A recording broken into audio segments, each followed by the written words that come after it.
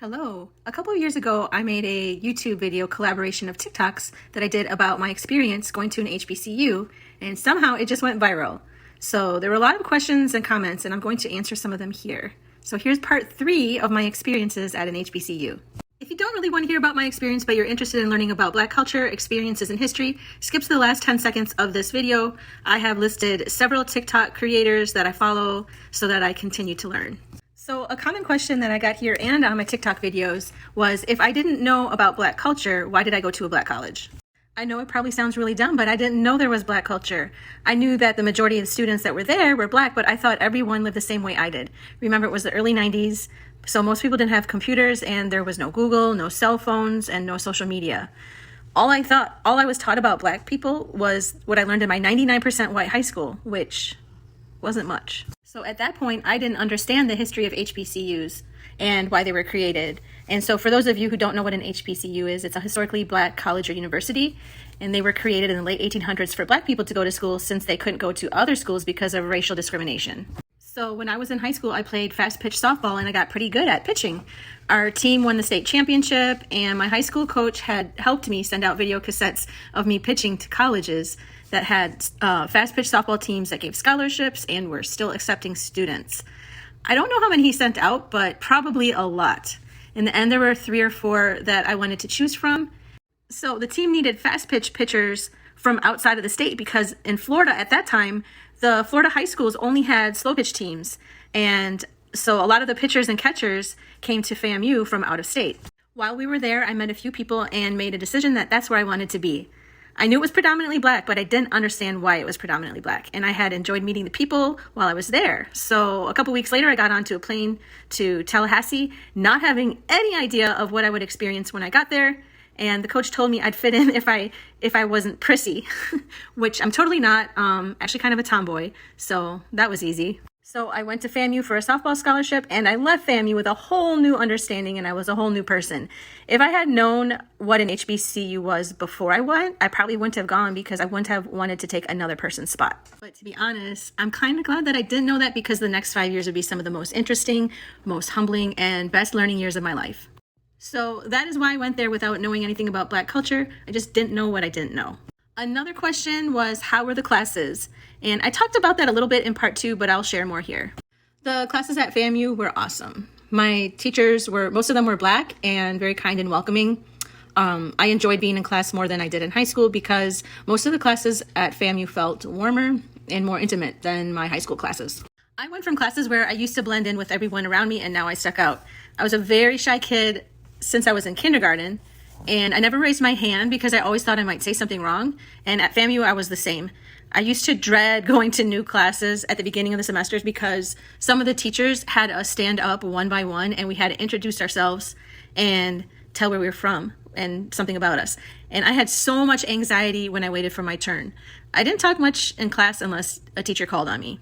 Overall, I would say that being in the classroom at FAMU had a warm, cozy feeling. One of the teachers that really stands out in my memory was Mr. Harvey. He was my Calculus 2 and 3 teacher, and he was a great teacher. Calculus was really hard for me, but he made class interesting, and he had a great personality and explained things very well, and he kept our attention. And I think most of us girls had a crush on him. Since I was the first person in my family to go to college, I didn't really know how colleges worked. My coach at that time told me I had to pick a major, and I had no idea what I wanted to do. She suggested maybe I do pharmacy because that's where a lot of the other white people studied, and I guess she must have thought I was smart. But I did not fit in with that bunch, and I quickly changed my major after failing chemistry my second semester of my freshman year. So the next semester, I retook chemistry, got a C, but I decided that I didn't want to do any more pharmacy stuff. I still really had no idea what I wanted to do with my life. I grew up being a people pleaser, and I just kind of did what people asked me to do, so I did not know what I wanted. And I think that the adults there that knew me thought I knew what I was doing, and I didn't know that I needed to ask for help. I didn't even know that I needed help. So I changed my major several times. I had several classes in social work. I had several classes in math and several classes in computer science, but I did not have enough in any one area to graduate after my 5th year there. And at this time, I didn't have enough credits to obtain a bachelor's degree. I'm feeling very embarrassed and vulnerable to share this stuff, but I'm being transparent because I think other people can learn from my honest mistakes. And also, in my 5th year, I had to take out a loan because I was no longer on scholarship. And to be honest, I still didn't know what I wanted to do.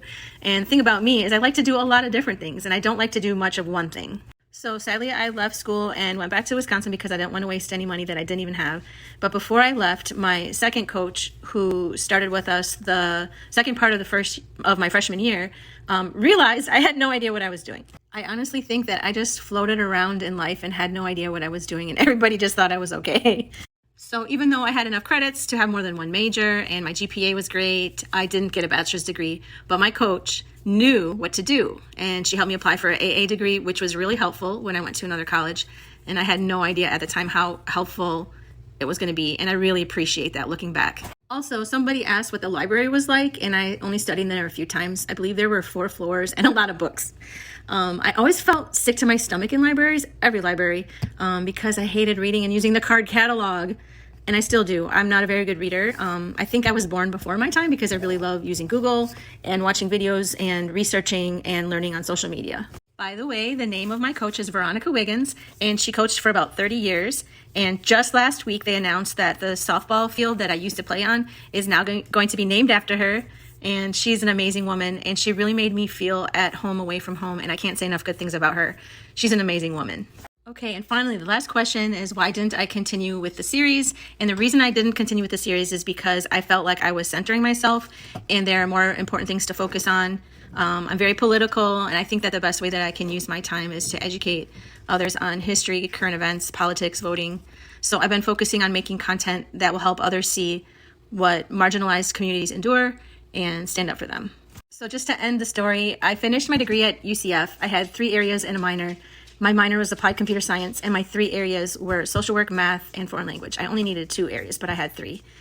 And then all of these areas ended up being helpful for my career because I've been a tutor for almost 20 years, and I can teach a lot of different subjects to my students. For the rest of my life, I will continue to boost voices and stand up for people who are still experiencing hate in the form of racism, homophobia, transphobia, xenophobia, etc.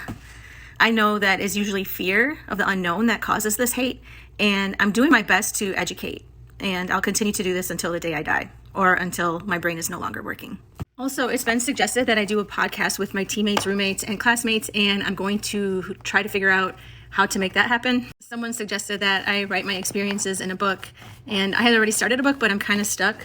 But if I ever finish that, I'll let you all know. Right now, I'm still working to make ends meet, but if I ever profit from any of these things and my bills are paid, I would like to set up a scholarship, or more than one if I'm really blessed, for students who go to an HBCU, and probably specifically FAMU. It was a privilege for me to go to an HBCU, and even though I didn't understand it then, I understand it now. So if anyone has any more questions about my experience, please leave them in the comments. I'll be making videos like this as long as there are more questions. Otherwise, I'll be focusing on the things that I mentioned earlier. And one more thing I want to mention, I created these videos because I wanted white people to learn about my experiences and have an appreciation for Black culture. And these videos seem to reach mostly Black people because that's who I'm seeing in the comments. I don't know if many white people are seeing them or not. Maybe they are, and maybe they're just being quiet. Either way, if you're white and you're watching this video or any of these videos about my experiences at a Black college, please read through the comments. You will learn a lot from the people who are leaving them. And I do too. So I think that's enough talking about myself for now, and I'll look through the comments and I'll do a part 4 when I can. Also, Juneteenth is coming up, and one way that I can honor this holiday as a white person is to lift Black voices. So I'm going to end this video with a list of Black content creators that I follow on TikTok who I have learned so much from. So here is the list, and pause to read it or take a screenshot and check them out on TikTok. I love you all. Thank you for your support and have a great day.